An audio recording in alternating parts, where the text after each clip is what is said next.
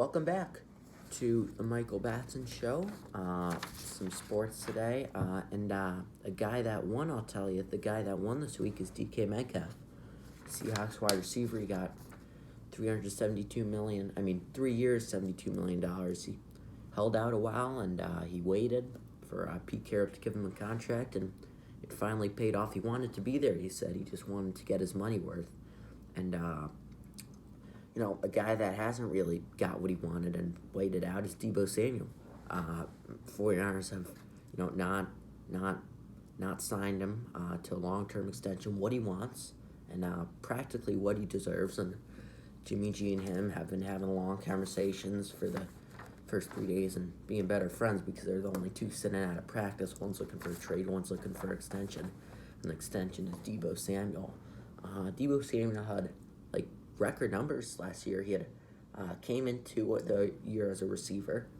He finished as a receiver, but he had 365 yards rushing, 9 touchdowns, and it wasn't just on jet sweeps. He lined up in I formation, got out of the backfield, and then the main thing, he had 1,400 yards, 8 touchdowns receiving, and DK Metcalf getting what he wanted and Deebo Samuel not is a little upsetting probably for him, and it just fuses the thing of him wanting to stay out more because DK Metcalf didn't have a better year.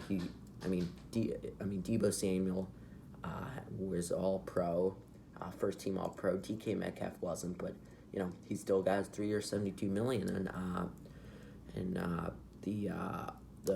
this 49ers front office is being a little stubborn, and I think it's not just because of the money.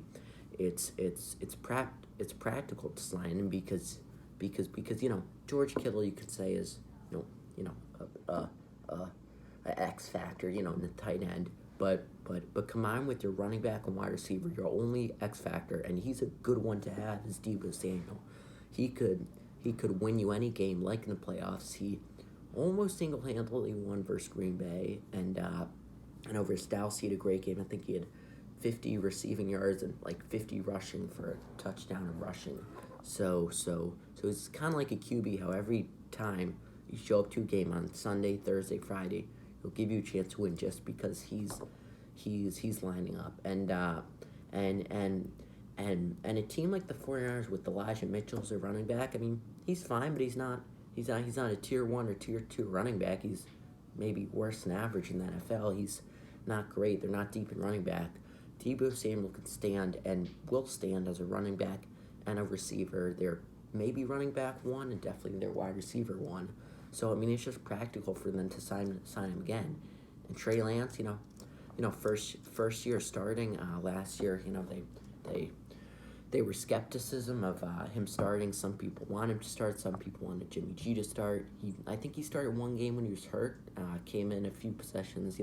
QB sneaks, few bootlegs, but it will help for his first year to have X factor like Deebo Samuel. So if he's under pressure, he doesn't feel comfortable, he could just give a 3-yard slant to Debo, or give it in the flat, or even just run it to him. So it's I think necessary for them to pay him, and you look at all the great receivers. Tyreek Hill moved, and Devontae Adams moved, and you got to think to yourself in the 49ers front office, do you really want to be left positionless? Because in the wide receiver spot, such a key role in the NFL, everybody's trying to throw the deep ball.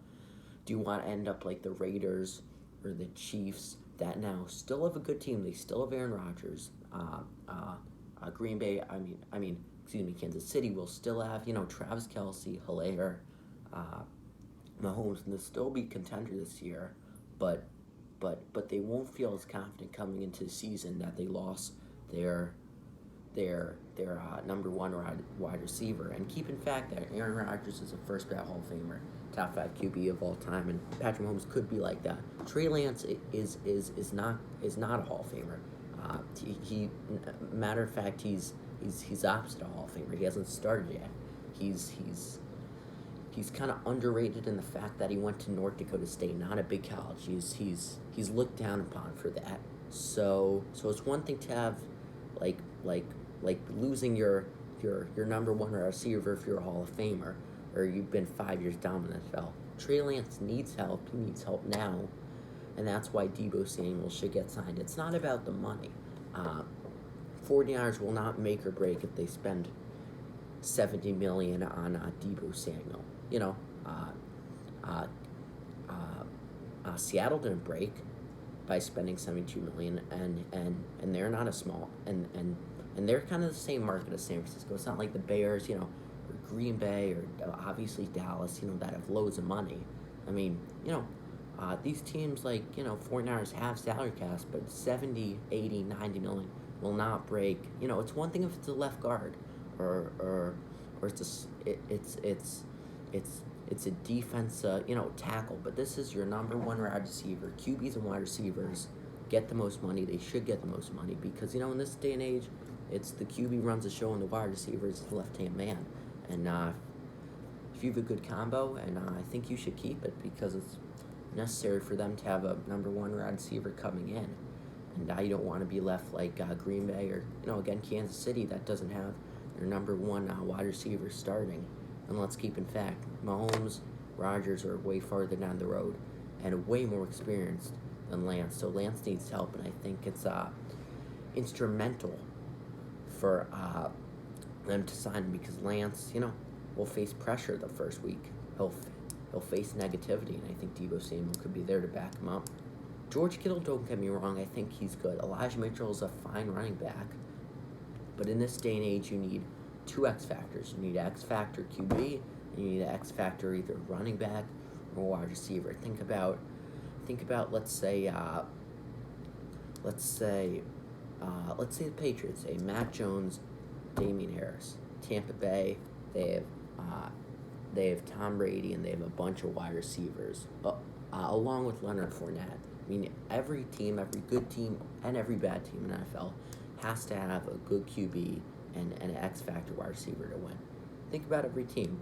It wasn't just because Rodgers was great that they went to, they were great for 3 years. And Green Bay, Devontae Adams helped a lot. Jordy Nelson helped for that. Rodgers have had 3 great wide receivers that he's been blessed with. He's had Devontae, Randall Cobb, Jordy Nelson, all 3 great chemistry, great connections with.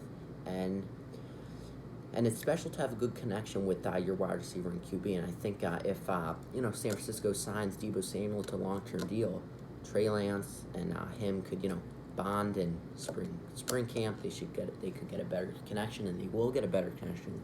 They'll be ready for week 1. And if you sign Deebo for 4 or 5 years, they could really sign a good connection.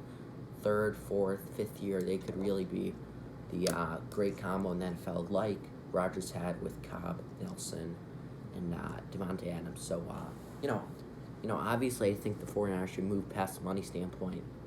Seattle could afford $72 million. Every team in the NFL could afford $72 million. You need to pay the man. He had a great year. He's gonna have a good year if you sign him. Thanks so much for joining the Michael Batson Show. We'll be back tomorrow. Exciting week in spring camp. The first week is complete. We'll talk more about spring camp next video tomorrow. See you later. Have a nice night. Like and subscribe, please.